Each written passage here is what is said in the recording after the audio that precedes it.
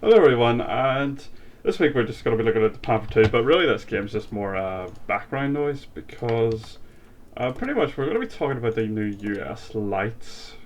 I've been playing mainly on the test server, so this is why, hold on a sec to turn this down. I always forget to do this every goddamn time. And of course I look like a moron. But anyway, there we go. Now I can actually hear. So the new US light is sort of a mix of good things and bad things. I've played quite a few games, not so much in the new rebalanced Shafi, but definitely in the new tanks. I've played a lot of games because I wanted to give an opinion on them because I am definitely going to buy them. Just because I kind of like. I've been saving up a lot of XP on the Shafi for a while, and I wanted to make use of that. So the new rebalanced Shafi is really interesting because Wargaming sort of considers it a nerf, but it's definitely not a nerf. It's definitely a buff for the Shafi because now, well, the main thing is it no longer sees tier 10 games like it used to. It only sees a max of tier 8 now, which is really good. Of course, the gun has lower penetration. It's now 96 average, but the other balance is like it is now a lot faster. It hits like 70k. No problem. And that is still too loud. At least for my end. Don't know what it's like for you guys, but turn it down a little bit more. I always forget to do this. I never was the best for preparation. So the Shafi's definitely more of a buff, but it's definitely a passive scout now. It does sort of fill that role of sitting behind a bush. And that's not bad. I mean, the new Shafi's fun. It really is. And I will be keeping my Shafi because I actually enjoyed it on the test server, though I did only play about 5 or 6 games in the new rebalanced Shafi, so maybe I'll have to play a bit more in the live server. But the test server is a really difficult environment to actually really test new tanks because often and not, like, there's a lot of people who are driving the new tank. So you get a lot of games where there's just loads of people driving the same tank, and people tend to fire a lot of gold rounds on the test server, which I've never really understood because if you want to test out a new tank, why put it, you know what I mean, with pure gold rounds? I don't know, but. So this new Shafi it's not bad. I enjoy it, and I actually will be keeping mine and playing it on the test server. The tier 6. The M37, or not the M37, the T37, sorry. That's where things get a little bit uninteresting. You see, the T37 it kind of plays like the current Shafi on 9.2. It definitely feels that way. Its guns aren't bad as well, like, they're not amazing, but they're definitely usable. And I actually caught quite a decent amount of fun, but again, that was the test server, and we have to take that into consideration, really, because a lot of people were basically driving high tier tanks, and you get my point with that. So the tier 6 is definitely, it's not a bad tank. It's got a good choice of guns, but I think it has it has a 5-round autoloader as well. It has an autoloaded 76mm, which is just pointless in my opinion because the soft stats of the gun are just nowhere near as good as the normal 76mm on the tank. So I definitely feel like the normal 76, the non-auto-loaded version, is definitely better than the auto-loaded version. Then we get to the tier 7, the M41 Walter Bulldog. Now that's where things get really interesting because the M41 is not only an amazing tank, it is on the verge of being overpowered. And the reason for that is the auto-loaded 76mm. It is a fantastic gun. It's got a 10-round magazine on the 76mm. It's massive amounts of burst damage, and it's accurate. The aim time is good. It's got everything. The M41's fast. It's maneuverable. It seems to have a decent camo rating. Like, the tank is just crazy good. It's really fast, and I mean, when I say fast, I mean it is lightning fast. And that I always play on the test server without things like premium consumables, rudder and arms, just 100% crew and fence. That thing is just quick as all hell. It's fantastic. I will definitely be buying the M41, and I will definitely be keeping it because it is a great tank. Then we get to the Tier 8, and that's where things get. Oh, another thing I forgot to mention: all these new US lights have excellent gun depression, including the Tier 6, 7, and 8. They all have -10 to the front, which is just fantastic gun depression. Uh, and that's where we get to the Tier 8, the T49. The T49 is, it's kind of hard to tell right now because there's a lot of people driving T49s, so it's kind of hard to get a real world test. But from my personal opinion, I think the T49 is really like gimmicky. I feel like it's really gimmicky, in fact, because the derp gun, the 152mm, is it? I think, yeah, it is. Yeah, the 152mm is, it's fun if you penetrate, and it's also pretty fun if you just derp someone in the face for like 300 damage. But it's just not. It's so inaccurate. It's 0.6 average accuracy. It's really bad. Not to mention the fact that the aim time is like 4 seconds. 4 second aim time. It's not a tank you can snipe with. It definitely not. It's fun, but I just feel like it's not very competitive Tier 8 machine. It's not like the M41 that. I would say the M41 Walter Bulldog is as good as the MX 1390, if not better, because the 1390 is completely irrelevant now. It's just, the 1390 is pointless. There is no reason to keep the 1390 when you can drive around in the M41. There is no reason whatsoever in the history of man to use the 1390 over the Walter Bulldogs, because the only thing the 1390 has of advantage over the Walter Bulldog is it's smaller, and that is it.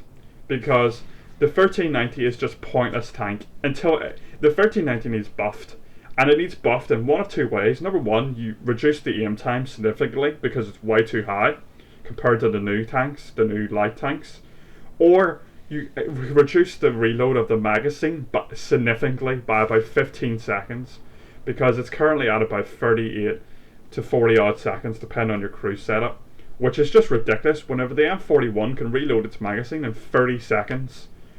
Like, it's ridiculous. And it's got a 10 round magazine as well.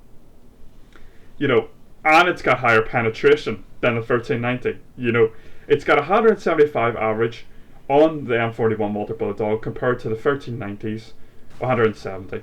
There is no reason to use the 1390 anymore. It's pointless.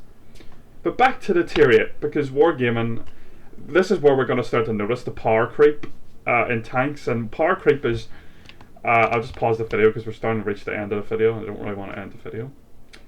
We're starting to see a lot of power creeps in a lot of tanks, not just light tanks, but this is going to be significantly noticeable from now on. You see, power creep is whenever new tanks come out that are actually better than the old tanks of their equivalent tier and class. And that's when you see tanks like, for example, the 50B. Whenever the 50B originally came out, it was fucking king. Excuse my language, I don't like to swear in these videos, but that is just true. The 50B, when it originally came out, was just the king of autoloaders. And then we had the T57 come out, and that's the power creep. That's the power creep. The T57 became much better because it had everything better than the 50B other than speed. That's the power creep. And that's what we're seeing right now with the new light tanks. We're seeing the power creep. The new Tier 8 and Tier 7 lights are far superior to their current counterparts. And that's the problem, that Wargaming really need to buff the current lights and make them competitive with the new ones. Or else we're just going to see a freaking never-ending stream of M41s and the new RU251 and the LTTB and the T54 Light. We're just going to see those tanks now because the 1390 is irrelevant. It's completely pointless. But the T49 is a really gimmicky tank because the derp gun is unreliable, and it also has a 20-second reload, which I forgot to mention. It's really long. So I don't know. Maybe the T49 will be a lot better on the live server because, as I say, there's a lot of people firing gold and whatnot. Also, another thing about the T49s, it also can mount a 76 millimeter. It's not an auto-loaded gun, and that gun's just completely pointless. There is no reason to use that non-auto-loaded 76 millimeter. And I thought, from looking at the earlier leaks of this tank, that the actual T49 was going to have a 90 mil, and it was going to use the M46's default 90 mil, which carries over from the Pershing and onto the M48 as well. But that hasn't appeared on the test server, which strikes me as a bit odd, because that 90 mil actually would have maybe made the T49 a little bit more competitive and maybe a bit more easier to use. So yeah, the T49 is excellent at countering enemy scouts. That's another thing I forgot to mention. It is really excellent to counter those because its derp gun can pretty much pen them reliably, and you really don't have an issue with taking them out. But I don't really like the T49. I probably will buy it on the live server, but overall, I'm not that keen on it because it just doesn't feel that competitive compared to the other new tier 8 lights. The new German tier 8 light is actually pretty fun because it's really fast, and I just got derped by the KV2, by the way. They're fun tanks. The T54 light is kind of like a T54 actually. If you play T54, you'll be at home there, to be honest. Just look at that. Look at that Panther 2 DPM. Jesus, what a beast.